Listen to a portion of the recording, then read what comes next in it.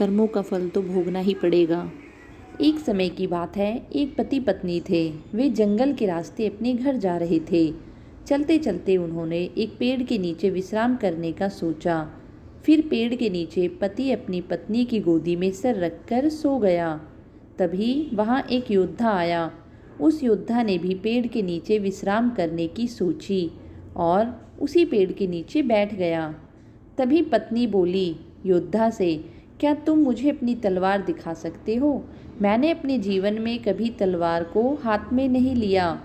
योद्धा उसकी बातों पर विश्वास कर लेता है और तलवार उसके हाथ में दे देता है। जैसे ही तलवार हाथ में आती है, पत्नी अपने पति का सर काट देती है और तलवार योद्धा की तरफ फेंककर गांव की ओर भागने लगती है। योद्धा यह सब देखकर बहुत डर जाता है। औरत चिल्लाते हुए कह रही थी कि इस योद्धा ने मेरे पति को मार डाला। यह बात राजा तक पहुंचती है। राजा ने उस औरत की पूरी बात को सुना और योद्धा को दोषी ठहराते हुए अपने सलाहकारों से पूछा कि इसे क्या सज़ा होनी चाहिए। उन्होंने कहा, इसकी दोनों बाजू को काट देना चाहिए ताकि यह कभी किसी पर तलवार ना चला सके। राजा ने वैसा ही किया। योद्धा के दोनों बाजुओं को काटकर उसे छोड़ दिया।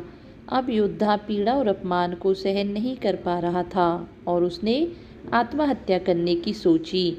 तभी उसे एक साधु रोक लेते हैं और उससे कहते हैं, मुझे तुम्हारे बारे में सब कुछ पता है, और वह उसे ध्यान लगाने के लिए कहता है। योद्धा साधु से पूछता है, बाबा मेरी गलती क्या है? मैंने उसके पति को नहीं मारा, तो फिर मुझे सज़ा क्यों मिली?